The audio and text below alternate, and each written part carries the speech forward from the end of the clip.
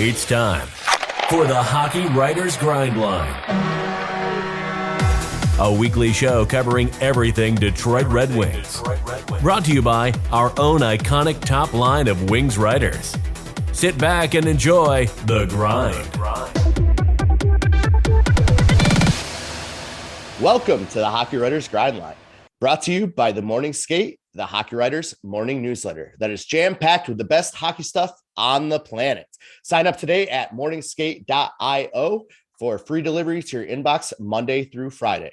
Also, drop us a like and subscribe to our YouTube channel and stay on top of all of the best Hockey Writers content. I'm your host, Kyle Knopp, and today I am joined by my good friend, Devin Little. Devin, how are you today? Oh, always good. I'm doing well. Always good to be here with you, Kyle. How are you doing? I'm doing great. Thank you for asking. And our, newest Grind Line member, no longer a new hat anymore. He's been around. Logan Horn. Logan, how are you on this wonderful evening as we record? I'm doing well. I might be a little mellow tonight because we're recording right after that rough loss to the New York Rangers, but we'll get to that, I'm sure. Yes, I'm doing all right.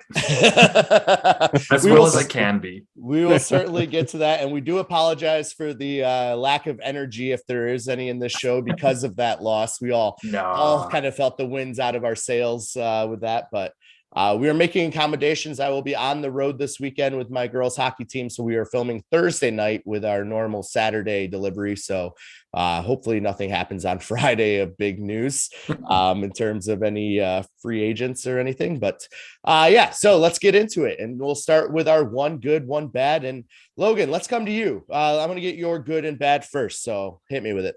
All right. My good is that Thursday night, Jack Eichel scored a hat trick against the Buffalo Sabres in Buffalo and taunted the crowd the whole night and just tortured them. And the Golden Knights won off of his, they were already winning, but he scored an empty net goal with like 7 seconds left from his own end. And that was the hat trick goal. And it was pretty funny. It was pretty petty, just the way he like celebrated to the fans, and they were all booing him, and it was great. He's got a good villain arc going. He really does. It's pretty fun. Yeah. And he's loving it, it seems like, too. Yeah. I don't know. That was just enjoyable to watch. Then my bad for the week would just be that injuries just keep happening to the Red Wings. There's been a lot of guys out, and the main one for me is Matt Luff. Poor guy can't catch a break. I honestly hope he's okay after that hit the other night, but seems to be, and it's just rough that he couldn't stay in the lineup. But just a ton of guys missing games. Soderblom missed the game against the Rangers. Raz was suspended for 2 games. Like, it's just missing a lot of guys in the forward group, which just kind of sucks in general. It's good that they've got this depth that they've built up a little this last year, as we've talked about before, but it's really being put to the test more than anyone would like. Yeah, very, very true. Very true. Good call outs there, Logan. Devin, over to you. One good, one bad from around the NHL, I guess, this past week. What do you got for us? I'm gonna do 2 goods and 1 bad. I'm gonna do a bad sandwich, I guess, with 2 goods. My first good has to be Jonatan Berggren making his NHL debut. I mean, how long have we been hyping up this kid, right? And finally, he's a Detroit Red Wing. We'll see how long he is in Detroit, but it was great to see him play his first game because, like I said, we've been talking about this kid forever. And then my second good is the 4-game point streak that the Red Wings were on entering that game against the Rangers. They had that 5-game point streak to start the season, and they had a 4-game point streak. If they can kind of keep stringing those along throughout the season, they're going to be in the mix through the end, because that's what you got to do. Even if you lose in overtime, you still get that point. Yeah. So get on them for getting the points when they can. But my bad is that the 4-game point streak came to a big time horrific end. Yeah. Of the Red Wings have lost 4 regulation games this season, and every single regulation loss they've lost by 4 goals or more. So when they lose big, and that is that goes back to even last season. That's what cost Jeff Blashill his job. So clearly there's still some work to be done in the defensive zone. Derek Lalonde hasn't solved everything yet, but you wouldn't expect that 14 games into the season. But the ugly days are still they're not done yet, basically. Yeah, that's true. Very true. Very true. Good call outs there, Devin, as well. So for me, my good is I have two as well. One I just came to mind, but my first one is that Oscar Sundqvist is back. He played in tonight's game, Thursday night's game against the New York Rangers. Great to have him back in the lineup. His absence was quite felt, and especially with all the other injuries going around. Although he did look a little sluggish at times out there. You could tell the speed of the game hasn't or got a little bit ahead of him over the past few games. So that's one of my goods. My other good is Logan Horn. Your mustache is looking fantastic, sir. Oh, thank you. I'm assuming this is for Movember. We are 10 days in, and you are rocking that thing well. So gotta give you a shout out for that. I appreciate it. There's quite a lot of blonde hair in there, so it doesn't show up as well on camera, but I'll take it. Thank you. I noticed it, and so I gotta give that a good shout out there. It's you and Phil Peronic for the best Movember thing going on right now. Oh wow! Actually, Thank you so much. Honestly, that could be a positive. Trash. But it's likable though. It's bad for sure. That's true. But it's funny. It's funny bad. Yeah, like he knows that. He knows it looks bad. Oh, it has to. Someone's told them he's European. Those guys know so much more than us about their hair. We've established this. Their style is off the charts. Yeah. All right, and then my one bad before we get way off the rails is the Bally Sports app. Actually, I kept getting kicked out and signed out the past few days, or twice in the last week. Once when I was on the road, and then tonight when I got home from hockey, actually to join that game, I joined late. But big shout out to my buddy Tommy. I'm pretty sure you're listening to these, so thank you again for the code through the text, because it's your family's Bally Sports that I use. So thank you again for the assist from Michigan. That's all clutch. Right. Yeah, absolutely. Let's get into it. All right. We took a little bit of a break last week to reset the show a bit, and just kind of wanted to come back with, new good product and content for everyone. So let's get into our observations from the last 2 weeks, from the last time we recorded, which was actually 2 Thursdays ago, right after the Bruins game, or right before the Bruins game, I believe. So let's talk about those 2 weeks. Devin, I'm going to come over to you. What are your biggest takeaways and observations for the Detroit Red Wings over those last 2 weeks? So first and foremost, the back-to-back celebrations for the back-to-back cups, 97, 98. Yeah. Fantastic ceremonies. Love seeing all the old faces. Anytime you can see Konstantinov on the ice, cheers all around. Yeah. I believe it was Max Boltman. I read an article that he wrote about it, and it's there's not many people who can elicit a larger response from the crowd than Steve Yzerman, but Konstantinov is one of those guys. Yeah. And the fact that they then won on both of those nights too. The current Red Wings won on both those nights. Icing on the cake. Other takeaway is that the highs are very high for this team and the lows are very low. I've kind of already alluded to the low part. That game against the Islanders, when they celebrated the 98 championship, they won that game 3-0. That was probably their best game of the season. That was like I said, 3-0. And that just kind of is case in point there. When they are playing their best, they can hang with anybody. They can beat anybody, and everyone's looking like they're, a cohesive unit. That's the team that everyone's excited about this season. And then on the flip side, when they're not on their game, even if it's just for like a 5-minute period of time, things get off the rails really badly and really quickly. And they've already had 3. Well, I don't know if you want to call the Bruins loss a blowout loss, but it's borderline blowout. The Sabres and the Rangers were definite blowouts. And I know just from a quick scroll across Twitter that people are definitely tired of these blowout losses. But no end in sight until bodies can get healthy and they can start to just stop letting things snowball. That seems to just be the case right now, is that once the one thing goes wrong, it snowballs. But yeah, I to kind of round it out in a good positive note though, I have seen more good than I've seen bad. Things have gotten ugly, but they haven't gotten ugly often. And more often than not, the Wings are in games, and when they're in games, they're winning games. And we're still only 14 games in the season, but I think this team is leaps and bounds ahead of last season's team. Absolutely. And you brought up and alluded to earlier about their what was it, 4 losses of 4 goals or more, or all their losses of 4 goals or more, or whatever it is.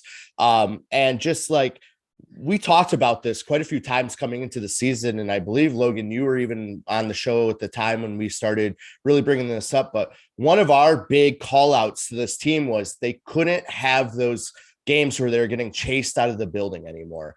And the Bruins game was, like you said, kind of borderline. Buffalo absolutely got chased out of the building.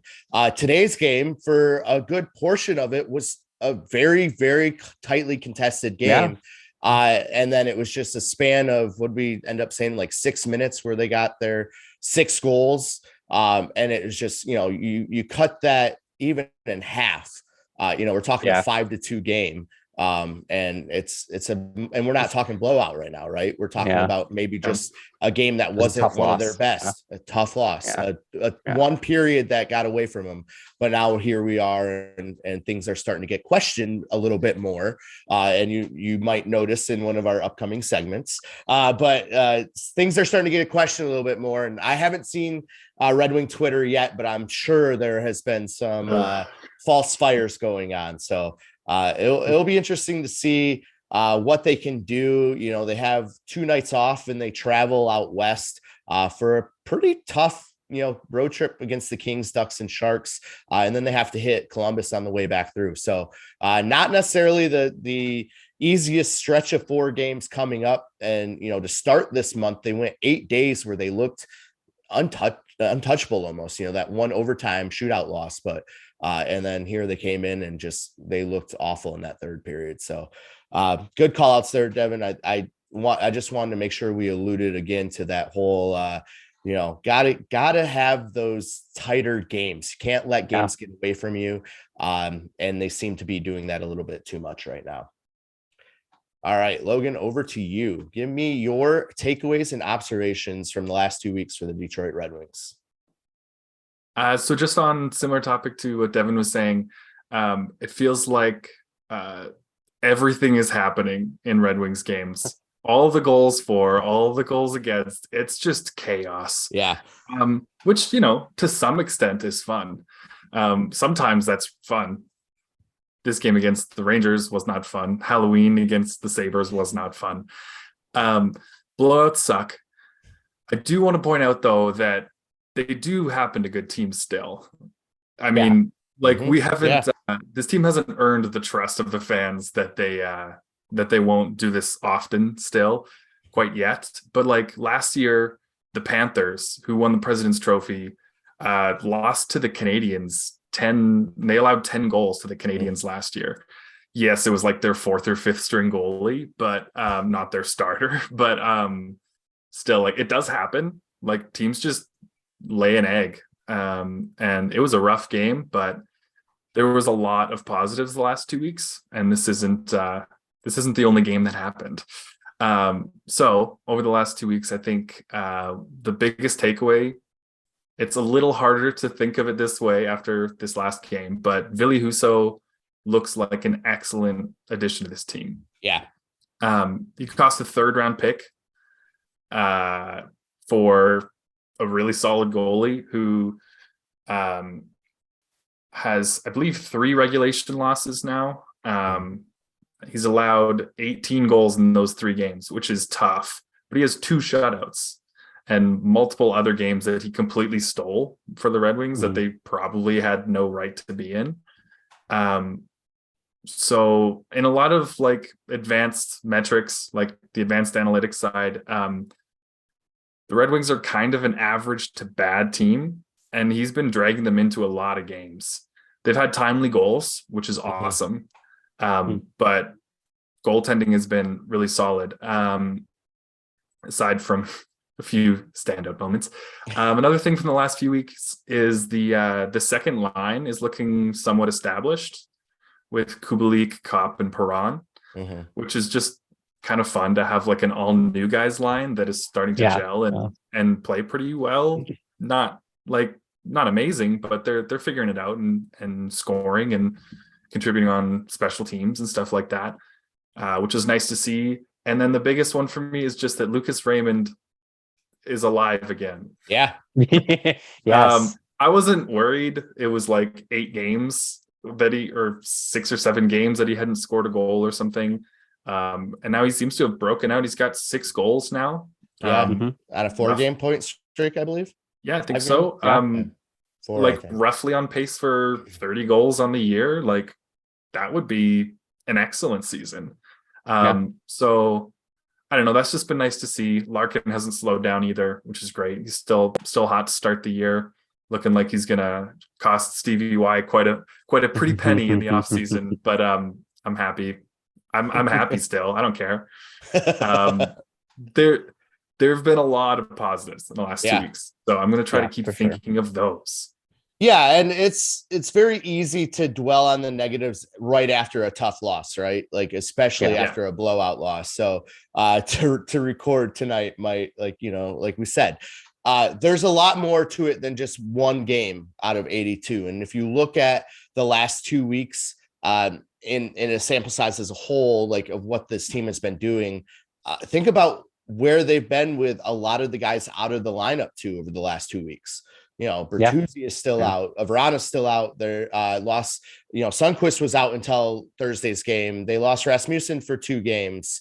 Luft went out after last. So, like, they're losing a lot of depth players, but they're still playing really well across the board. So yes, the third period against the Rangers was a very tough pill to swallow, but I think that was kind of, going away from the norm a little bit of what this season is going to be.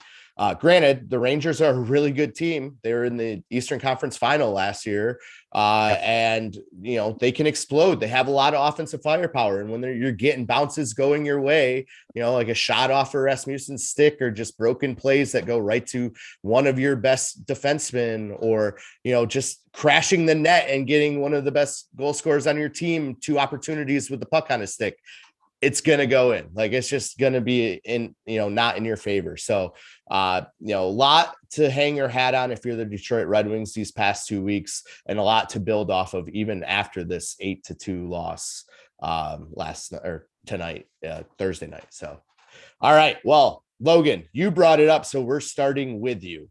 We're doing our goalie check-in.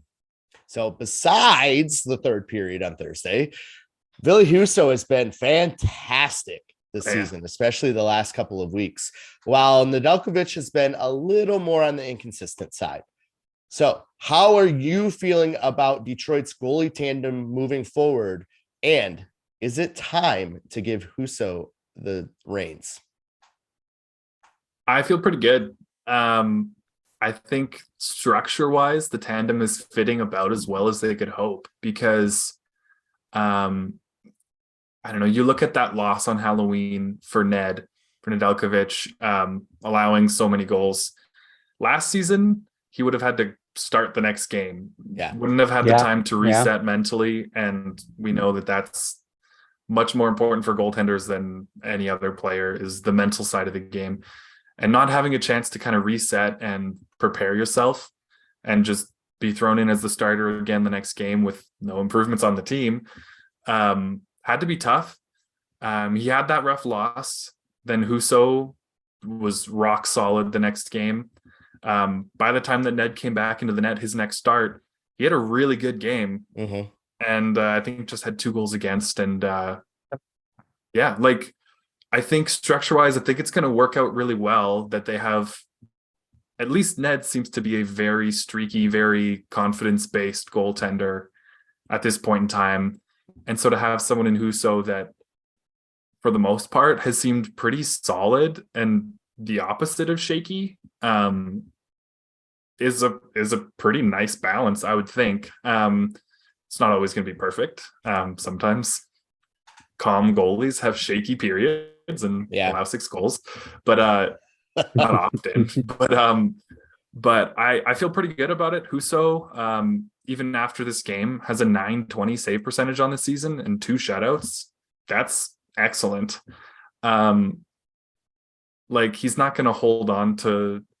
Before this game, I think he had a .941 save percentage, and no one is going to hold on to that all season. You're bound to get regression. Yeah. You're bound to regress from that number because Shesterkin was like dominant last year and he had a 935. So a 941 is not going to last. So it's not a problem. 920 is like a huge upgrade over the last 5 seasons, basically.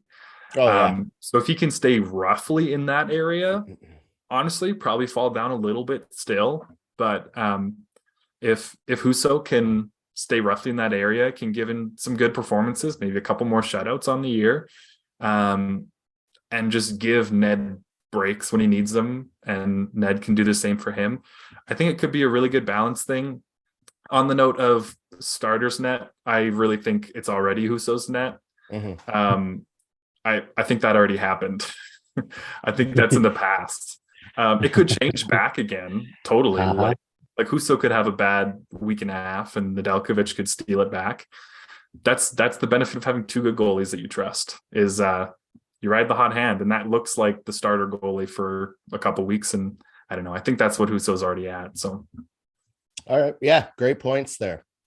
Devin, let's talk to you about this goalie check-in now. Husso's been fantastic. Ned's been inconsistent. Are you still confident with the goalie tandem moving forward as a 1A, 1B?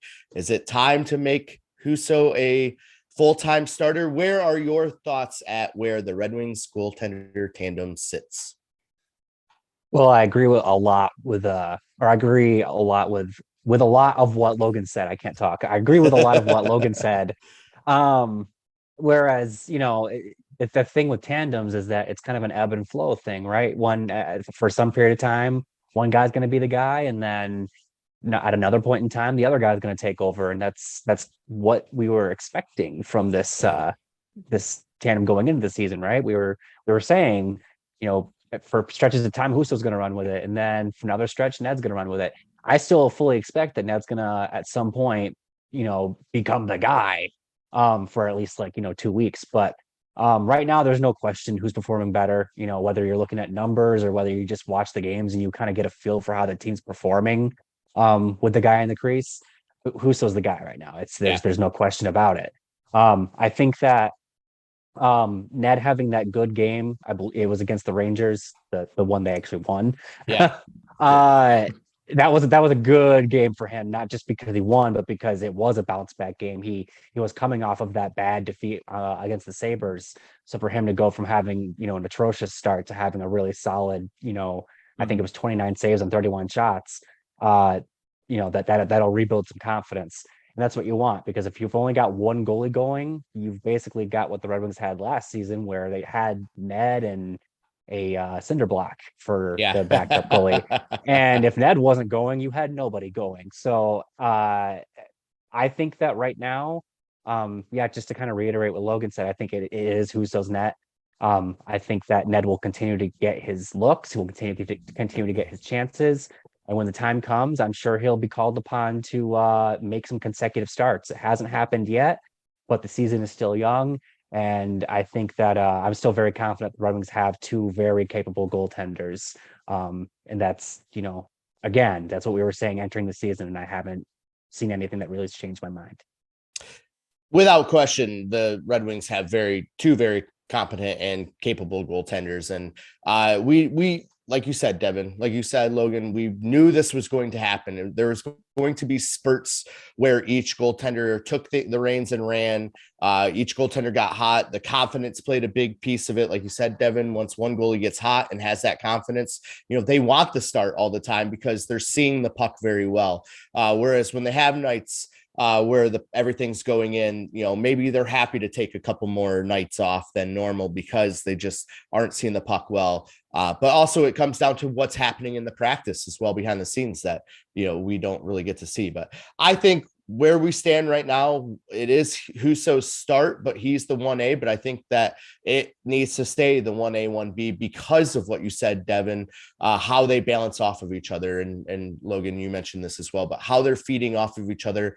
Actually, Logan, it was you that said they're kind of like the yin and the yang, right? You got the inconsistent and the calm demeanor, but they really feed off each other well. And I think that plays into their competition, which drives them to be better on the ice. So yeah, Husso's the 1A right now, but like you said, Devin, Ned might be on that mend after the big bounce back game and could really steal a couple more this past week. Next week, I should say. He's not going to go in the past. He could steal a couple more in the next week, and maybe Thursday night's game is the sign to Lalonde that Husso might need another night or two off coming up. So, I don't think there's any cause for concerns with Husso's night on Thursday. I don't think there's any cause for concerns with Ned at this moment. I think they're right where we expect them. And like you said, Logan, a 920 save percentage is amazing, and we will take it because, we all witnessed what happened with Grice last year, and now the Blues are going through it as well. Hell yeah, they are. Oof.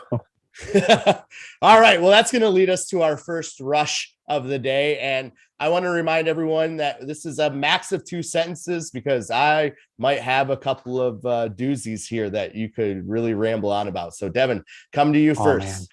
What happened in that third period? Oh, man. Everything fell apart, and everything fell apart. The defense fell apart, and Husso couldn't make a stop. It's that simple. All right, Logan, any thoughts on what happened in that third period? I'd say they've had a lot of good luck in a lot of their wins, and it all came back. Yeah. I think that's absolutely something to agree with. And, I'd also say they looked fatigued today. They played the other day and they just looked a bit fatigued in this one. So I think it kind of caught up to them. All right, Logan, Jonatan Berggren made his debut on Thursday. Thoughts on his performance? The fourth line didn't have that tough of competition, but was probably the most successful line on the team. I think that's more than 2 sentences. I don't know. Point per game player. That's right. Should retire right now.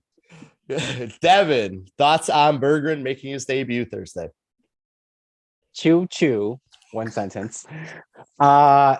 Second sentence, it was really great to see him not just get a point, but be like, it was a primary assist, and that goal doesn't happen without that beautiful feed. Yeah. I'll say love that he was able to contribute. Still think he needs to find his role within the NHL system. He looked a little lost in that third period.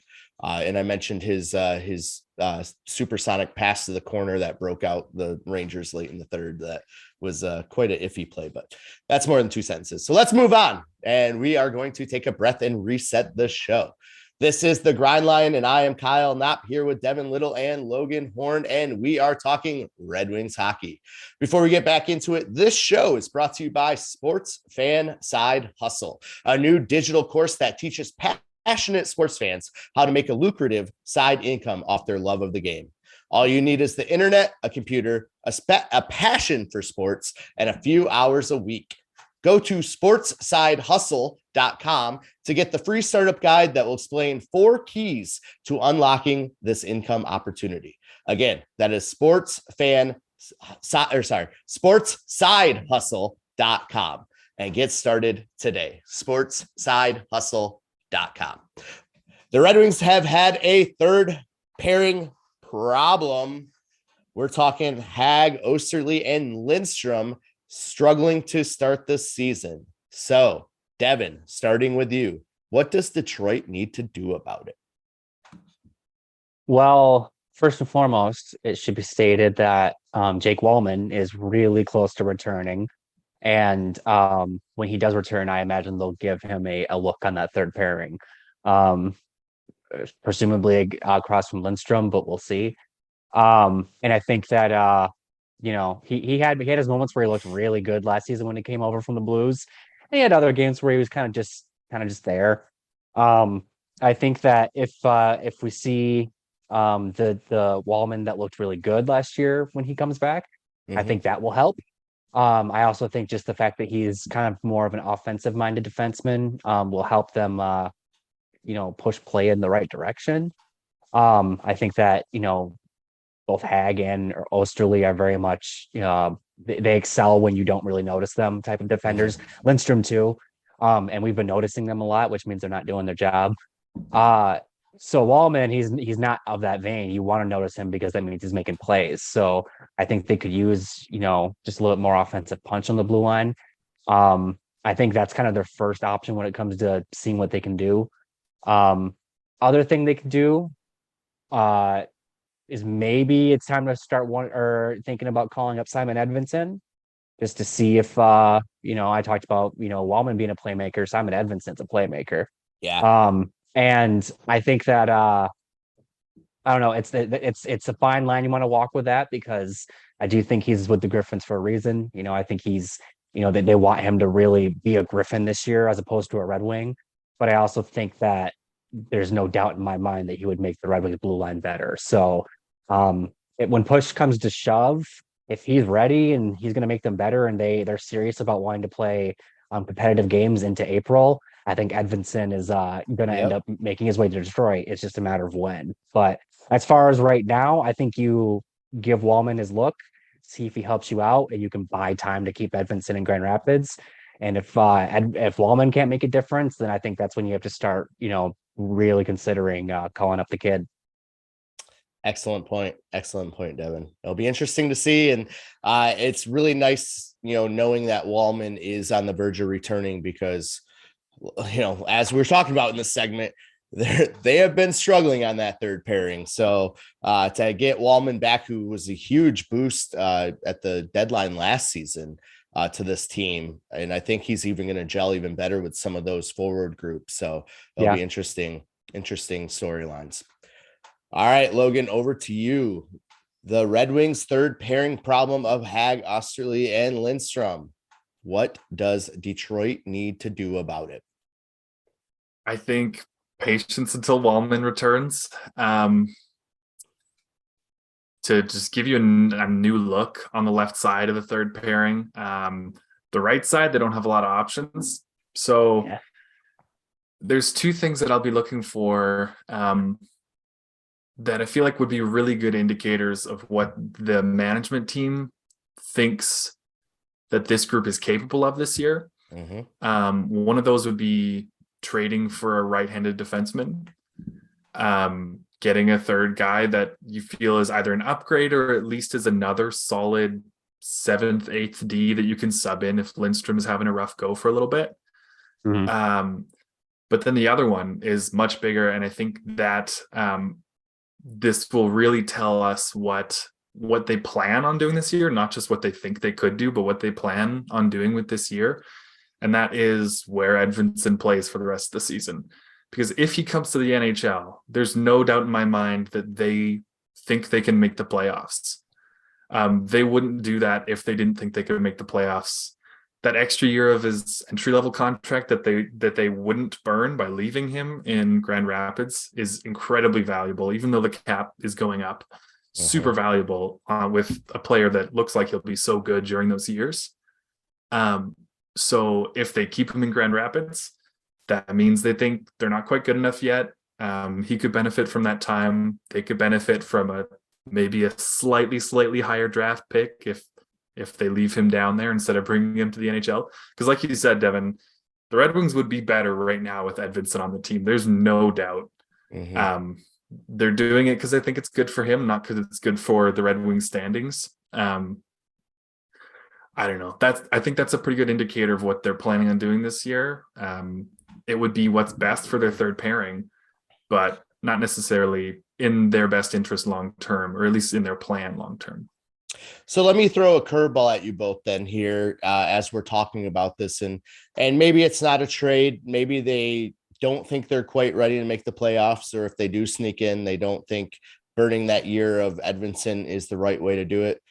Would Donovan Sebrango be a good replacement to bring up for that third right hand shot third pair? Logan, I'm gonna come to you first. I'm not sure. I feel like Sebrango is a good fit if he can, take the step to the NHL. He's almost like an Olimata replacement. Okay. More than anyone on the third pairing.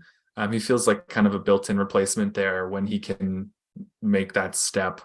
I don't hate it. I'd love to see it. There's a few guys in Grand Rapids defense core that I wouldn't hate to see in the NHL. It's like it doesn't hurt to get some new looks if Haig and Osterley aren't cutting it. Yeah. I mean, what's going to happen? They're going to be slightly worse. Okay. Right. And if so, right. just send them right back down. So, yeah. All right. Devin, what are your thoughts? Sebrango coming up to fill in that third line right side role. Yeah, I'm with Logan. I wouldn't hate it. I didn't, again, like he said too, it's not just Sebrango that they could call up. Jared McIsaac's looked Isaac would be okay.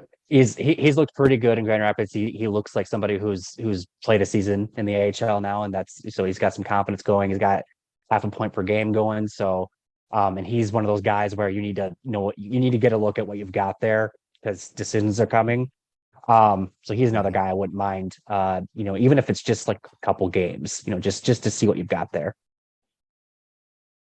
Yeah, I could see that happening as well. So just wanted to throw that curveball at you. Logan, love those call outs of the maybe looking to trade or bringing up Simon Edvinsson as being the benchmarks to where Yzerman and crew see this team heading into the future. So I think those are excellent storylines to watch. And let us know at home what you think the Red Wings should do with that third pairing problem that they have right now. All right. As of this recording, I'm sure a lot has happened in the NHL over the last night or so. The Red Wings are currently tied for second place in the Atlantic Division. Are you surprised? And are we ready to consider this team a playoff contender yet? Devin, starting with you. Yes and no. I am and am not surprised because we all agree this team's better than it was last year. And we figured that this team would, at least be in the mix. Mm-hmm. So it does not surprise me that they're playing well and they're getting wins. Also, their schedule to this first 14 games, like they haven't really played any of like the world beaters. They played Boston. That's like the best team they've played against. And that's really the only team off the top of my head. Well, New Jersey too. New Jersey's at the top of the league too. And they beat them once and they lost to them once. So they split with them. But generally speaking, the rest of their schedule, they're not playing against world beaters and they're winning games. So more or less expected results. I am surprised because it's at the end of the day, we're kind of being realistic and like, yeah, this team should be in the mix, but also like you're talking about Tampa, you look at Boston, you look at Florida, Toronto. These are all like perennial cup contenders at this point. The Red Wings would be lucky to, be able to hang with them, and they're hanging with them. So yeah, I am a little surprised about it. It's now just a matter of whether or not they can maintain it, and they can, like I said, we're 14 games in. It's a decent sample size at this point, but it's still not. I'm not going to place a bet on them making the playoffs based off of 14 games. But do I think that we can consider them a playoff contender? I think that we can consider them a team that is for real. You've mentioned this before, Kyle. They're missing a ton of guys right now. Whether it's Bertuzzi, whether it's Frana, they missed Sundqvist for a while. They missed Rasmussen. Zadina's out for months on end now too. Literally, the only thing that hasn't been touched is their defense and their goaltending. Someone knock on wood really quick. Yes, and the fact that despite all of that, they're still getting points. They're still winning games. Where would this team be if they were at full health, right? Yeah. So yeah. I think at the very least, this Red Wings team's for real. You can't, no team should look at them on the schedule and be like, that's an easy win, because to this point, except for those random games where they've let things snowball, they've been, they've hung in there and they've been competitive every single game. Absolutely. Logan, I'm going to get your thoughts before I chime in here. So what are let me rephrase this. With the Red Wings currently, as of this recording, tied for second in the Atlantic, do you feel the surprise that they are there, or is this something that you kind of saw coming, and are you ready to consider them a playoff contender yet? All right. So I'm not surprised they're where they are right now, partly because they are, I believe, 2 points ahead of the team that is just out of the wild card spot, the Atlantic and the Eastern Conference in general too. But the Atlantic Division is absolutely packed. Yes. And there's a very good chance by the time this episode comes out, they are not in a playoff spot. And I will also not be worried at that point. No. But when it comes to this, I'm not surprised that they're in the playoff race at this point. I am, though, a little surprised how they got here. Yeah. Because if you told me that after 14 games, whatever, they'd be up here, I'd be like, okay, so Sider, Larkin, Raymond just dominating. Yeah. And, there's been good games here and there, but goaltending, special teams, are you kidding me? That's how we've won games? All right, I'll take it. It's a surprise, but it's a positive one. There's a lot of room for growth. I wouldn't say this team is a playoff contender. I'd say they're a wild card contender, but that is still a pretty high bar in the East. They're going to be good teams that don't make it. There are going to be teams in the East that miss a wild card spot that would have made like a regular spot in a Western division. There are going to be some real stinkers making it out of the West into the playoffs, because that's how the format goes. And, I won't complain. They've been missing a ton of guys, still playing pretty well. You can only imagine what they'd be like at full strength. Maybe they'd be better. I am also glad, though, that we've gotten, more so the coaching staff has gotten a look at a ton of forwards, a ton of their depth guys, a few prospects that you wouldn't expect to have as big of roles as they've gotten. And we looked at the opening night forward lineup and we're like, okay, this is pretty cool. There's some great guys here, but it's kind of a bummer we don't get to see Zadina in the lineup. And it's kind of a bummer Berggren's not there. Well, Zadina was on the second line for a few games and Berggren's in the NHL now. And they wouldn't have had those opportunities if this wasn't the case. So I don't know. I think it's kind of could be a blessing in disguise to some extent, just with some guys succeeding in opportunities they wouldn't have had, like Kubalik also. Yeah, for sure. Out in his early opportunities in the first few weeks. Wild card contender for sure. They need to do some work for me to think they're a real playoff contender. Their 5-on-5 play has been decidedly poor. If you look at their Corsi for percentage, their expected goals against or expected goals for percentage at 5-on-5, they are bottom 5 of the league in a lot of those kinds of categories. Possession, shot attempts, those kind of things, they are near the bottom of the league. They've just been buoyed by great goaltending and lucky goals. Not lucky goals, but timely goals. Goals, which is a nice way of saying lucky goals. It's the same thing, it is. But it sounds better. There's still a lot of room. Sounds like you actually had you did it on purpose. There we go. Yeah, that's right. Yeah, they just knew when it was more important for them to score. That's what it was. Because they didn't want to score earlier in the game. Now they do when it's important. But chemistry is going to keep being developed between some of these line mates that are brand new to playing with each other. They're still learning coaches' systems, or still getting better at implementing. As actually, one thing that's really nice is that Derek Alone is a great interview, and he has said many times so far this year that he sees moments in games, or sometimes like a whole period, where the process is correct and they're playing consistently the way that he wants the team to play. And you can see it. They're great in those periods. They're flying, they're shutting down the other team in transition. So they've learned it. They just need to learn how to do that consistently, because there have been a lot of times where they're not playing that way. Those are things that a team develops. It's not going to happen in 14 games.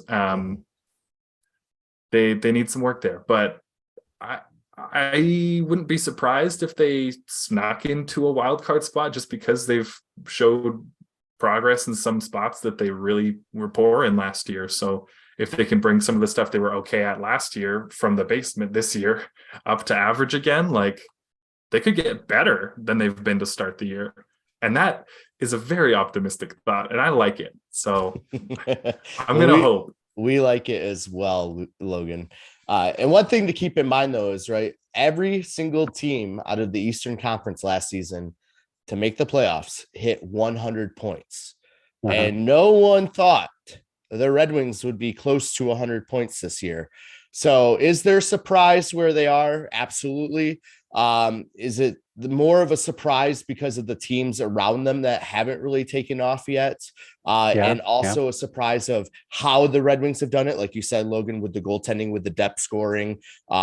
If someone were to tell me on opening night that on November 10th, they would be tied for second place in the Atlantic, I would assume that their top line, Larkin, Bertuzzi, Verana,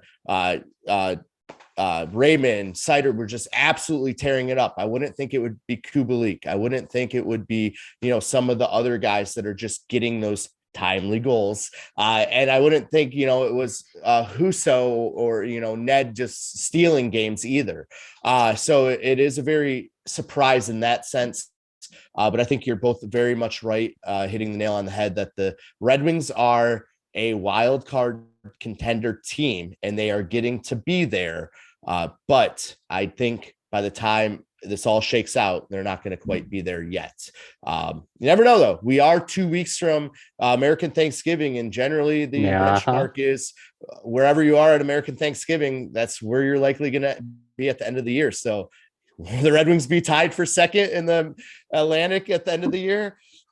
Probably not, but it will be certainly fun to watch. So a lot can Kyle, happen. Did you say they're going to be tied for first? I am not putting my name on that one. Not tied for second, tied for first. Okay, I got you. Okay. But a lot can happen in 2 weeks too. So they could easily hit a skid. They could easily hit a skid and be, like you said, Devin, by the time this even airs, they could be out of a playoff spot. So, a lot happens throughout the NHL on a daily basis. But it's fun to think about. But yeah, this team looks good in those spurts when they put it together. So if they can get healthy and they can continue cohesing and doing that as a full unit, a whole game, then, this could be a really, really fun team to watch come trade deadline. All right, that's going to send us into our final rush of the day. And Logan, you alluded to this, so I'm coming to you first. Is it time to call up Simon Edvinsson? No, I truly don't think this team is going to make the playoffs. It'd be wonderful, but I think they're thinking long term. I think he stays in the AHL. All right, Devin, is it time to call up Edvinsson? Not yet. They got to get a look at Wallman first. Yeah, I agree. I think, don't rush him. Don't rush that entry-level contract. If another D or two go down or Wallman just doesn't pan out, maybe. But I, like Logan, you said, there are plenty of other guys on that Griffins team that could step in ahead of him. All right, Devin, play is at 17.7%. Good for 27th in the league. What needs to change? How do I answer this in two sentences? They have to get they can be better. Run on sentences.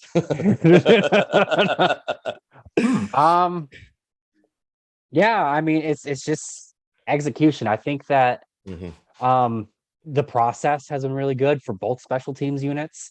It's just execution and, cashing in opportunities. Logan? Sorry, my audio cut when you asked the question. Did you say the power play? Power play is at 17.7%, 27th in the league. What needs to change? It's real stinky. I think they just need some better luck with injuries. Get some of those guys back. Yeah, that would help. One thing I noticed in the last couple of games is they're having trouble getting pucks to the net. They're trying to force passes and force plays through traffic, and they're just not getting pucks at the net first. So my biggest thing was they need to start shooting more on that power play. I do want to throw out really quickly that as great as that play where they go to Perron and then across the ice to Kubalik, and Kubalik sends it to Raymond, that has worked plenty of times, but I think that teams have gotten wise to it. Yeah. So yeah, they need another weapon. And when you start running the exact same, passing play, once the one guy sees it kind of happening, they can collapse in the space. And so that's where you throw variation, and maybe on that second pass, you turn it into a shot. or you bring it back up top, or, you got to have that variation in that play there, or else it's just going to be too easy to read. And, they gave up another shorthanded goal tonight. And it's just been, they've been lacking. So that could be a topic for another week, apparently, because we're going way more than 2 run-on sentences on that one. Well, all right. Well, if we haven't convinced you with our first plug, sign up for the Morning Skate, the morning hockey newsletter delivered to your inbox Monday through Friday. Find out which of your favorite NHL players share doppelgangers with the Stranger Things characters. Sign up today. Well, that's going to do it for this edition of the Grind Line. From all of us here at the Hockey Writers and our team here on the Grind, we will see you next week.